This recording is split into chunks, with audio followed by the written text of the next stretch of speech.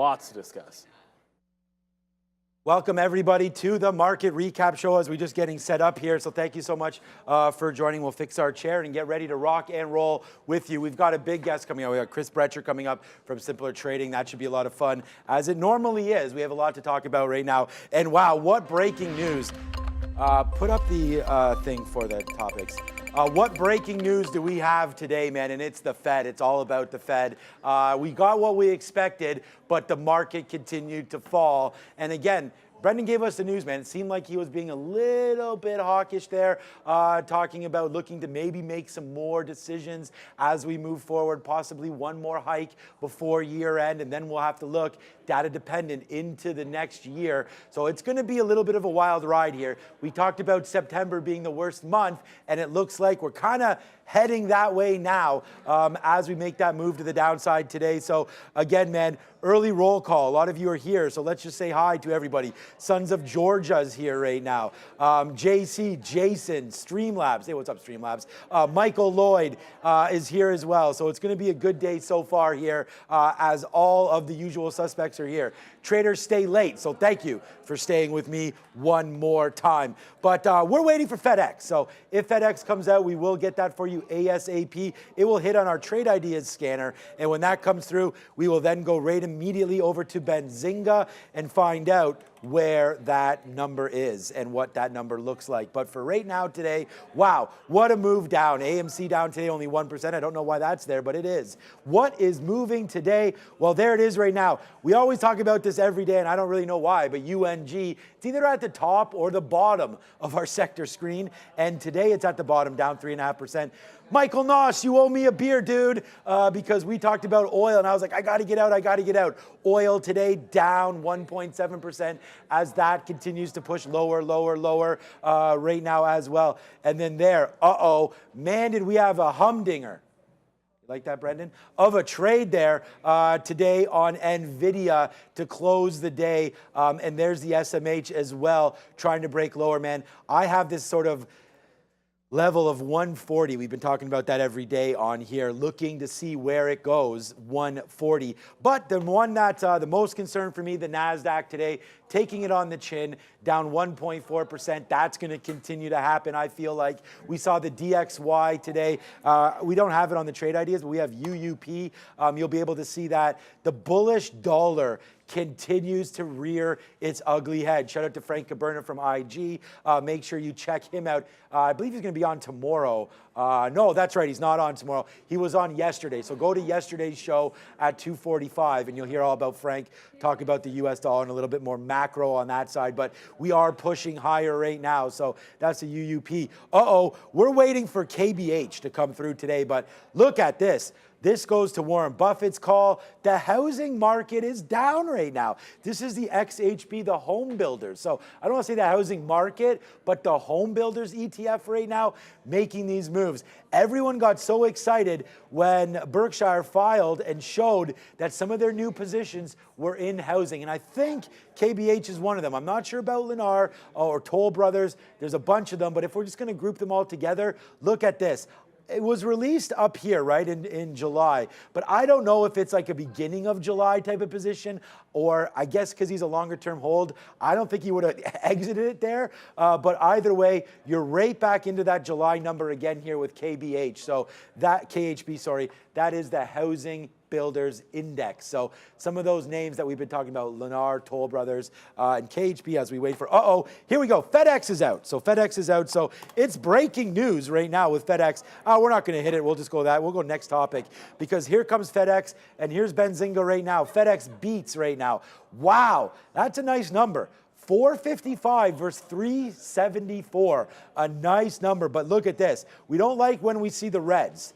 So right now, not Cincinnati Reds, shout out to the Cincinnati Reds out there, great young team. De La Cruz, cruising right now. FedEx right there, as you can see, missing on sales. So we'll wait to hear where they guide for, but a lot of green numbers in here. FedEx is out, so let's have a quick look. Looks like they beat on the bottom line, but missing on sales. We'll see about the guide. And let's just drop this down to a 1-minute chart so you can see a little bit more pronounced. There it is. Nice move for FedEx from 250 there today. Nice move up to 257. Uh-oh, here we go. You can see this is why it's very difficult to trade earnings plays on the time when it reports, because you have quite the nice wick up to 266 right there on FedEx. Let's just check it out on a daily. Actually, it's a good thing we have Chris here today too, because me and Chris went back, Chris and I. So that's the thing. Neil always corrects me whenever I say like me and Brendan, but it's supposed to be Brendan and I, but then is it? Someone corrected me on the chat there again, but we talked about the transports with Chris before. Now let's go over to something like FedEx, UPS, some of these names potentially rolling over now under the 50-period moving average as well, right there for FedEx. So we'll wait to see what's going on. Today, Chris wants to talk about, and he's getting ready to locked and loaded. We still have 8 minutes, though, before we bring on Chris or so. But reversion to the mean in the Qs, so that's right up our alley right now. We'll be talking about that with Chris in just a matter of seconds. But there it is. So if you're going to look at FedEx right now, take a drink of water. Man, we're into our 6th hour of programming, unscripted and real. I could go on a rant right now about, like, CNBC, other stations like that have producers in their ears. I mean, my ears are so fresh and so clean, I think anyways, that we don't have anything in our ear. We're doing this all for you right now live. We don't have, you know, sort of the preparation right now in this. We're doing everything off the cuff. So if there's any questions or anything you have, hit up Bears versus Bulls, and we have no problem discussing those. In fact, we often do a stock blitz where we'll go over a bunch of different names. Shout out to you, Bears versus Bulls, and shout out to everybody that's watching us one more time on a very, very busy day today. Over 2,000 of you watching. So I say thank you so much to everybody who's watching as well live here right now. All right. KBH, I don't see them as being out yet, so we don't have to worry about that right now. Other than that, let's just go back over to Benzinga and see, nothing out yet on that front, so we'll have to wait on KB Homes, not out yet. Oh, here it is, just on FedEx. Seeing FY24, so we want to see this. What is the earning estimates coming through here? 17 to 1850 versus 1750 estimate right now. So looks like they're going to be in and around on that, so that's going to be good right now. Retirement plans, okay, there must be some more people retiring, giving that cost basis back down into that number right there. So we'll see where FedEx goes, and then of course we have not DR Horton. We're waiting for KBH to come out as well right now. So that's not out yet. But again, let's go over the sectors just real quick because we kind of stumbled out there when we started talking. What else is of interest today? Chinese FXI.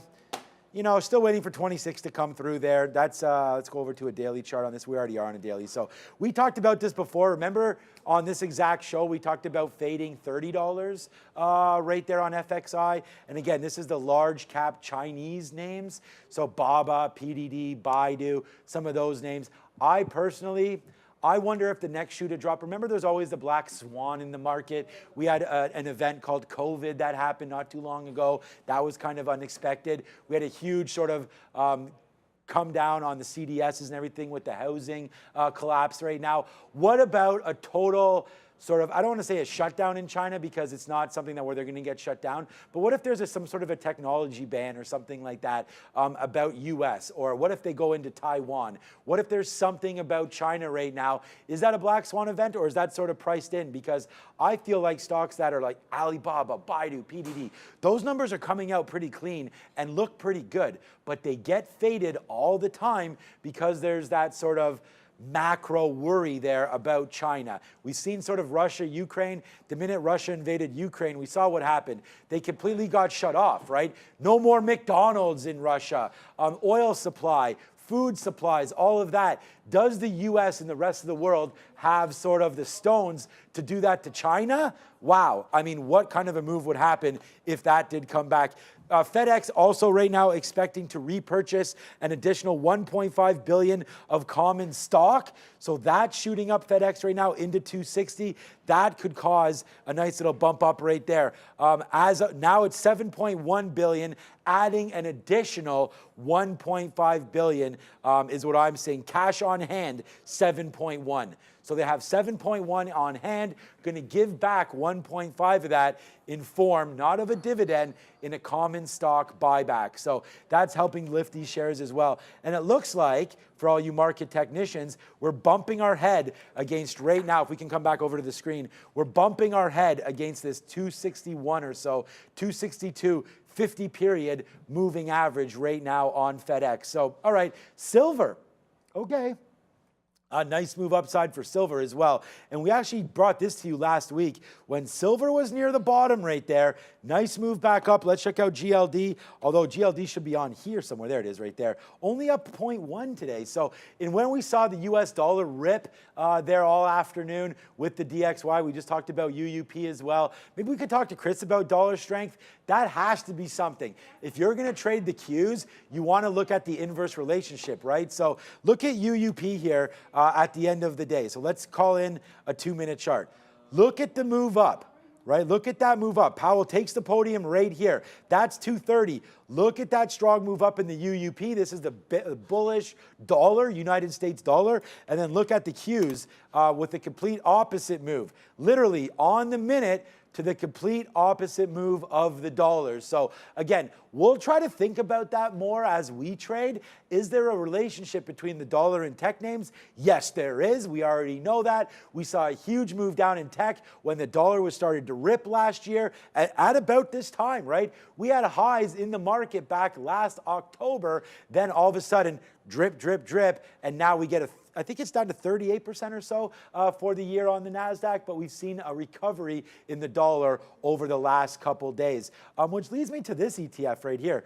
What's up with XLF? XLF the same way today. Nice move to the downside. But again, if you're looking at a daily chart, I just wonder about these ETFs because they're not super aggressive right now. We actually talked about that. We've now had 78 days with a low VIX, no spike up. I think it was what, more than 2% or so in the VIX over the last 78 days. That's a weird little stat that we'll see if it can still hold out on that as we move forward. So, oh, there we go. KBH is now out. So KBH, we are now out. That's KB Homes.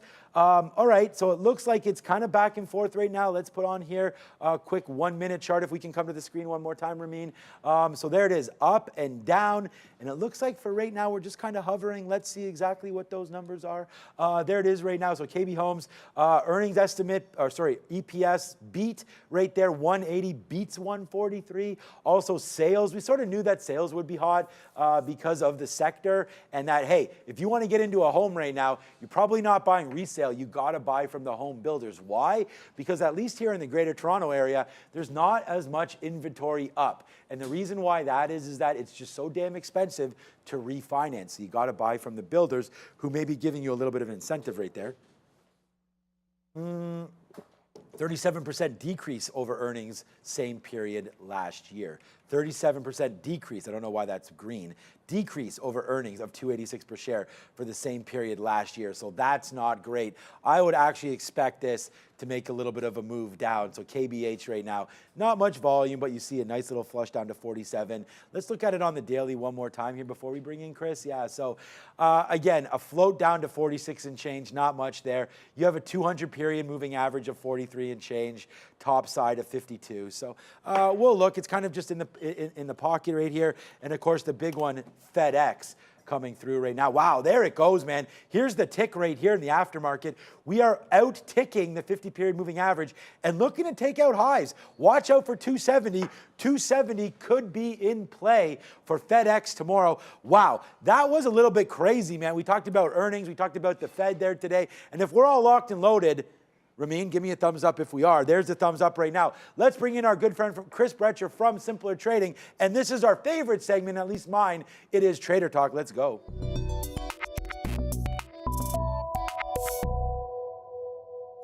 All right, we survived another day, Chris. It was a Fed day, and it was a fun one. I don't know about you, but we had a banger trade on NVIDIA short. We had a banger trade on Tesla short. And honestly, I wasn't long anything after Powell took the mic. I thought he could be a little bit bearish today. We'll call it hawkish. We know that oil prices are huge, although a little bit of a pullback today. What say you about that Fed number? How was your trading today? Well, we were really long. Uh-oh. Puts. No. So we were long, we were short all day. So that's number one. And you can hear me okay, right? I can hear you perfectly fine. You actually Great. scared me there with your long comment. Uh, but what I wanted to show you is last week we talked about trading the last 10 minutes. So I know I want to talk about reversion to the mean, but I thought you'd want to see what happened the last 10 minutes and take off all the indicators. Okay. So I know you'd mentioned that there were a lot of indicators. So I thought what I'd do is just take it all off. So all I'm going to do in here is remove all the studies. All right. And then what I wanted to show you was this. So here's the SPX, and we were talking about the last 10 minutes, companies can't buy back stock. So what we did is right here, right there, a little early. Yep. But we bought the butterfly around 4,400. And so let me just show you. I mean, here's the full disclosure. There's the trade. So we bought the 4405, 4400, 4395 put fly at 65 cents, right, and sold it at 295. So we bought it right before that 1550 trade, and then we sold it. Well, it closed about the same price. So it closed at 280. So not a bad trade. How quick was that trade, Chris? Because that seems there you go. 1547 to 1559, 12 minutes. But in that 12 minutes, it looked like I was an idiot, that it wasn't going to work. And then there you go. Bless its heart. Right in here, it just fell apart. Because if there's a sell program, there aren't companies to be able to buy the stock back.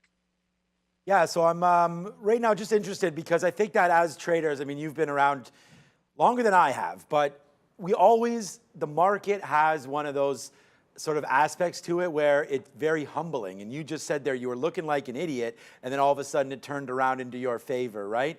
When you're trading options like that, is there a panic spot where maybe you would say, you know what, I'm wrong on this trade, I'm getting out, or do you just let them sort of expire and say, okay, let's get the next trade? Because here we have to be flat. I'm trading prop, as you know, you've been a prop trader before as well. We have to be flat at 4 o'clock, not holding firm capital into the close. But would have those expired at 4 o'clock anyways? Well, yeah, I mean, the way I looked at it, so you see, and I was already up for the day. Okay. So we always talk about house money. So we took a third of our money and took a shot at 65 cents. So the worst we're going to lose is $65, and you just let it go. The only problem with it is we've seen with like 10 seconds to go, the SPX moved like 5 points. So I threw in to sell it at like 260, and they filled me at 295. So, but I mean, you get real nervous with that because the next thing you know, it's worthless. We just stayed in it.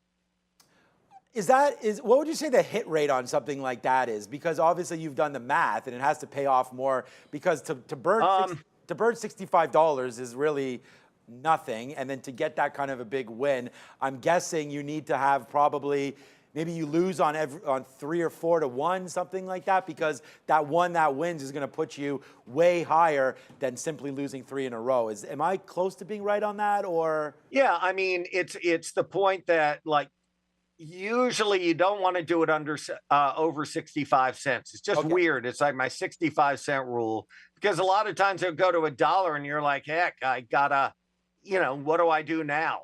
Do I take half off? So just to show you what you're talking about, which is a great question, is yesterday we did this one. So we did this one yesterday. Right. So we did the 445, 440, 435, and it looked like nothing. And the last trade was here. And so we bought it 65 and sold it at $1.05. I mean, it closed at $1.05. But I would say our win rate, it depends a lot on what the stock market's doing. One. Right. So, I mean, if it's a straight up day, you just don't want to go and play that under the market, because companies don't have to buy back stock on a straight up day because the programs are buying it for them. So it really, really works better on a down day.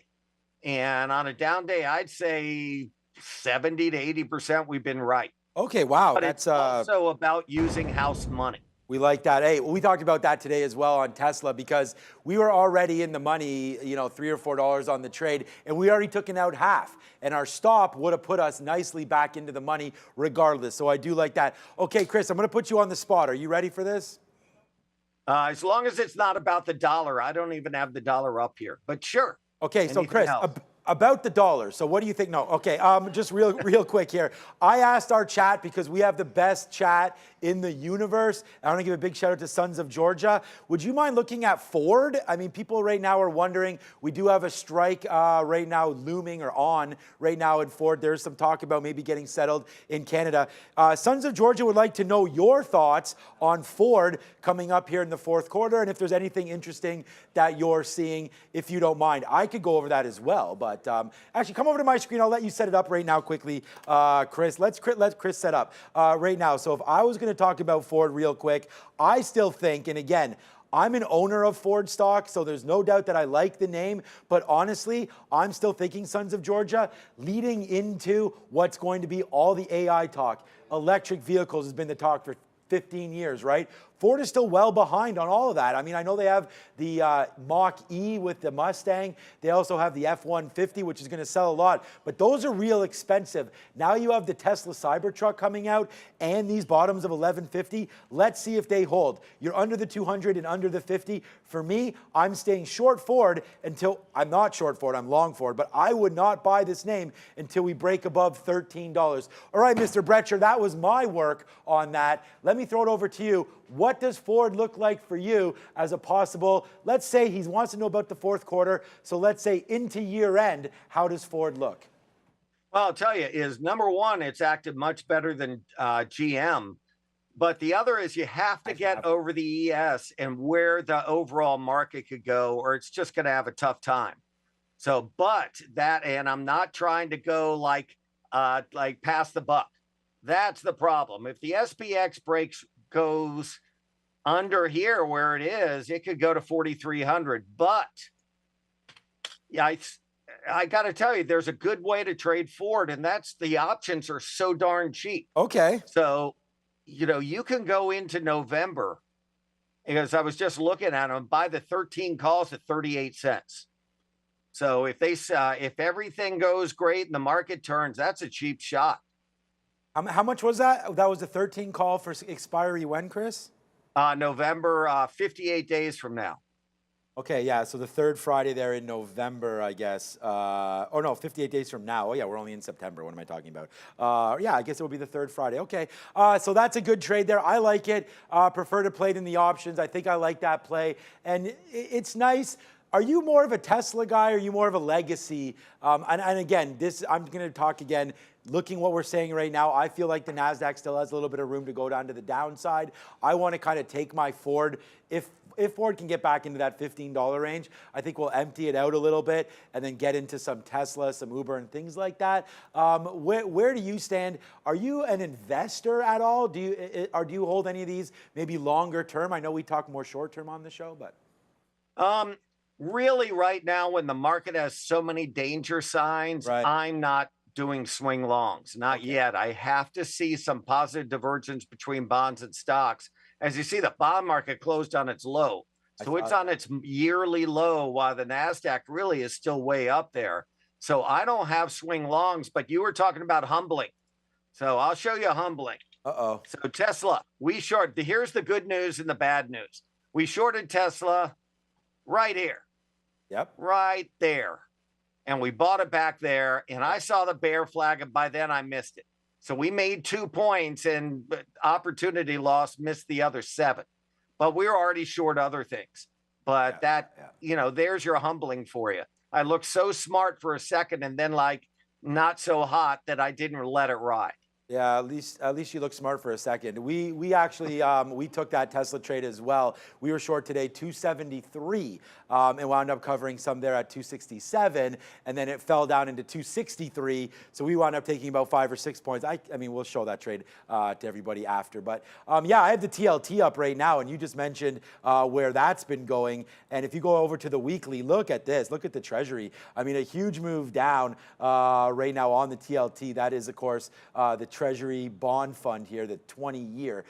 Nice bottom right there. Is this something that we maybe want to get into? I mean, you're bumping your head onto this level. It's been a good one. This could be held, I guess, in account as maybe a hedge, but yeah, TLT, nice move down. I guess that's probably something that you're watching, not just necessarily the TLT, but like you mentioned, the bond market and so on and so forth. Very, very connected right now. But I feel like there has been a disconnect because I don't know why the market's not falling a lot more than it is, considered where we are. Oil being up, commodities, the bonds, the yields that we're seeing, mortgage rates where they are. I see that you're nodding your head. So I think we're like agreement right there. I want to kind of look short and not put any new money to work, at least for the month of September. Let's see where October goes.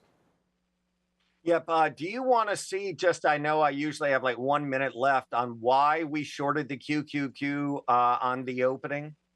Yeah, I mean, I want to learn, and I want our viewers to learn as much as possible. So why don't we go one more example there, Chris? Then we'll wrap it up. Yeah, sure. Okay, go ahead. Well, number one, the bonds closed on their low yesterday, and I always think the higher interest rates go, the more price earnings on these high flyers contracts or the price to sales. But the real reason was almost every single Fed meeting for the last 2 years. So we put up the Fed meeting of the dates.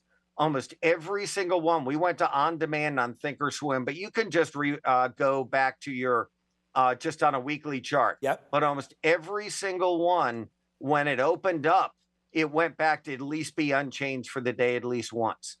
So when it opened up here, then we were looking for a reversal pattern. So when we saw the reversal pattern, we shorted, not perfect right here. We shorted on that bear flag right there. So that was a quick $1.50 before the Fed. Right. So just because that's gone on over and over for the last 2 years. And so we were going on historical precedents on that, and it worked. So we try to combine it, though, with a cross of some pattern. And in here, it's really hard to see is that. That's where we shorted right there, figuring that it would go back to unchanged. So did I miss that 5 points? Yeah, but we made that quick unchanged points. And so that was a real good one about reversion to the mean. And real quick, that's what FedEx did as well. That all day it acted great. And finally, it went back to unchanged by the end of the day. Pretty cool. Great talk there, Chris. Thank you so much for everything that you've brought to the show. And I mean, everybody can find you there at Simpler Trading. Go find him. It's Chris Brecher. Thank you so much for talking about all of that. Congratulations on some of those quick trades. I'm glad that filled out for you at the end. We do have more questions, but again, we'll get those next week. Or if you want to join the chat, you could do that as well. But thank you so much, Chris. Good luck tomorrow. Good luck all next week. And I will see you next Wednesday. Have a good one, Mr. Chris Brecher. That sounds great. Thanks again. Ciao, ciao, ciao. Simpler Trading. There it is. Trader Talk. See ya. All right, quick little look on FedEx right now as we head into the close right here. We still have the weeklies up, but there goes FedEx 261, a high of 264. Nice move there for FedEx. All right, what do you want to talk about next? Let's just go over to the next topic. What do we have on there? KVYO, whatever. KVYO. I was going to talk about it, but of course we have that death clock now over 1 minute to go. So KVYO, see ya. Nice move at the end of the day there, though. I didn't even notice this. This is in the aftermarket right now. A huge move up. Maybe there was a buy imbalance, spiking this stream from 30 all the way to 32. What? What say that on KVYO today? Nice move to the downside. It opened at 37, and that was it, man. See you later to the downside as that just kept on going all day downside. Again, CART. I cannot believe that we had CART written on our sticky note, and then at the end, boom. We're short all day, stopped out negative, and then it just went all the way to the downside there and got out of bed there real early on that one. So that's that. Here's my Tesla trade. Let's just go to the next topic because I don't really want to talk too much about it. Oh, we were going to talk about CGC, but forget about it. Right now, Tesla. CGC was a good one, man. We shorted through $1. There was more common offering there today for CGC. 46 million or so shares offered. That sent that stock rifling down to the downside. But let's quickly do a quick trade review as, oh no, plug your ears because we are going to get the siren in 2 and 1. She can't find it. Yes, we are saved by no siren. But all right, she found it. What's up? Make sure you join Campus Markets. Yeah, see you, Kat. How was everything today, Kat? Yep. Oh, I saw that yesterday. So I actually asked my wife, Kat wants me to ask the chat, how often do you guys think about the Roman Empire? Like, honestly, I saw this, I was listening to a podcast and they were talking about that and they said this is like a thing. And honestly, I was just in Rome like a month ago and I don't think of the Roman Empire. Hey, when you asked your boyfriend that, what did he say? He said not. Exactly, I don't ever think of the Roman Empire.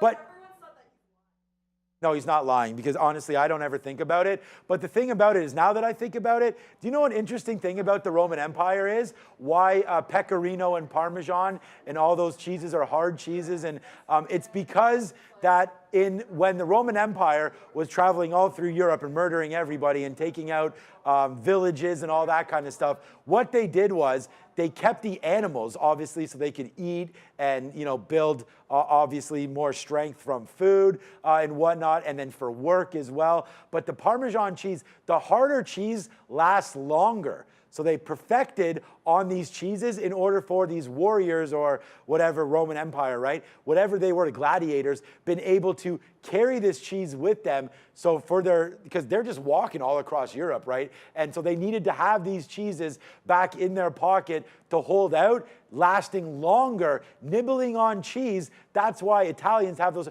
not the burrata or the soft cheeses. They got the harder cheeses in there so it would last longer, so that as they traveled throughout and conquered pretty much the Western world there, that's where the hard cheese, the pecorino, the Parmesan, that's why you got to grate that thing through. What's up to Romans again on that? But hey, I never think about it. It's just something that we thought about there. All right, Quixie, fan funding. What's up, Super Chats?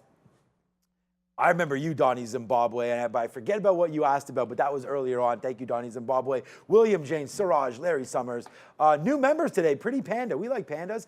Jordan and Siraj again with a new membership today. Thank you so much for supporting the show. And don't think too much about the Roman Empire. Just think about how you can become a better trader and take care of your own and your families. And hopefully we don't make too many mistakes today. A couple mistakes there early on AMD and Apple, but we made up for it late with a banger trade on NVIDIA. Please go back, watch the closing show if you have a chance to do that. We had NVIDIA, we had Tesla short, and that's about it, man. We covered some of our Apple. We did have an AMD short that we got stopped out on as well, but thank you so much for watching. It's been a fun Wednesday on the show. I'm Sean Katina. Thanks to Chris Brecher for stepping through from Simpler Trading. You can find him online as well. So thank you so much.